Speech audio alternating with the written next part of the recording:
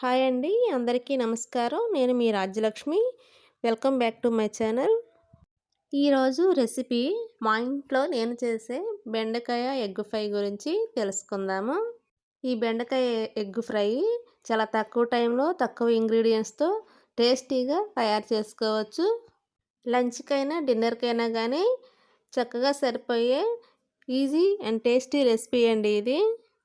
ఇంకెందుకు ఆలస్యం, ఈ టేస్టీ రెసిపీని ఎలా చేయాలో చూద్దాం రండి. ఈ రెసిపీ కోసం ఒక పావు కేజీ బెండకాయలని శుభ్రం చేసి చిన్న ముక్కలుగా కట్ చేసుకున్నాను. ఒక 2 మీడియం సైజు ఉల్లిపాయను కూడా కట్ చేసుకున్నాను. కొంచెం అల్లం వెల్లుల్లి పేస్ట్, కరివేపాకు తీసుకున్నాను. స్టవ్ ఆన్ చేసి కడాయి పెట్టుకోవాలి. కడాయి హీట్ అయిన తర్వాత అందులోకి ఒక 2 స్పూన్ల వరకు ఆయిల్ని తీసుకోవాలండి. ఆయిల్ హీట్ అయిన తర్వాత మనం ముందుగా కట్ చేసి ఉంచుకున్న ఆనియన్ ఉంది కదండి, ఆ ఆనియన్ని ఇందులో వేసుకోవాలి. ఆనియన్ వేసాక ఒకసారి కలుపుకుందాము.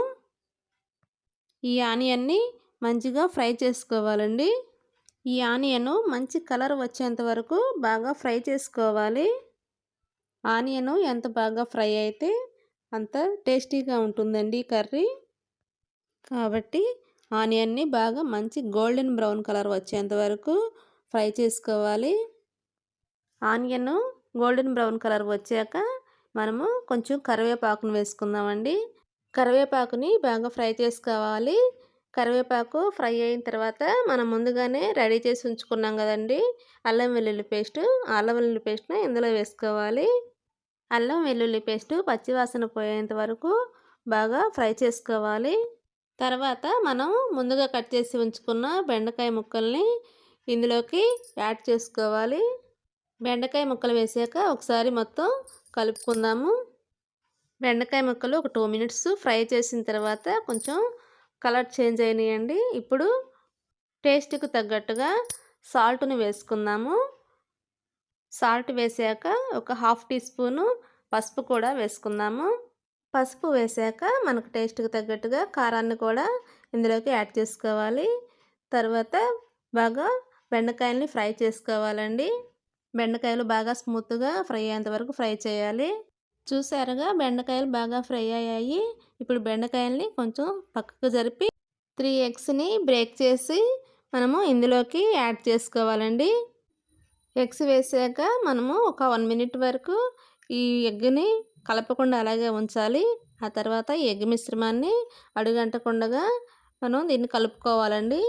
ఈ ఎగ్ మిశ్రమాన్ని మరీ చిన్న పీసెస్గా కాకుండా కొంచెం పెద్ద పీసెస్గా ఉండేటట్టుగానే ఫ్రై చేసుకోవాలి. అలాగే బెండకాయలు కూడా చితికిపోకుండా మంచిగా ఫ్రై చేసుకోవాలండి. ఎగ్గు బెండకాయ బాగా ఫ్రై అయ్యాయి. ఇప్పుడు ఒక స్పూను గరం మసాలా పొడి మరియు ఒక 1/2 టీ స్పూను ధనియాల పొడిని కూడా తీసుకోవాలి. మనం వేసిన మసాలా ఫ్రైకి బాగా పట్టే విధంగా కలుపుకోవాలండి. ఒక 2 మినిట్స్ ఫ్లేమ్ని సిమ్లోనే ఉంచి ఫ్రై చేసుకోవాలండి అడుగంటకుండా. అంతేనండి, ఎంతో టేస్టీ బెండకాయ ఎగ్ ఫ్రై రెడీ అయిపోయింది. ఇప్పుడు ఈ బెండకాయ ఎగ్ ఫ్రైని వేరొక సర్వింగ్ బౌల్లోనికి సర్వ్ చేసుకుందాము. చూస్తున్నారుగా ఎంత కలర్ఫుల్గా ఉందో, చూస్తుంటేనే నోట్లో నీళ్ళు ఊరిపోతున్నాయి కదా. ఈ బెండకాయ ఎగ్ ఫ్రై చాలా హెల్దీ రెసిపీ అండి. పిల్లలైనా పెద్దవారైనా ఈ రెసిపీని బాగా ఇష్టపడతారు. ఒకసారి మేము చేసిన పద్ధతిలో మీరు ట్రై చేసి చూడండి. మరలా ఈ రెసిపీని చేయమని మిమ్మల్ని అడుగుతారు.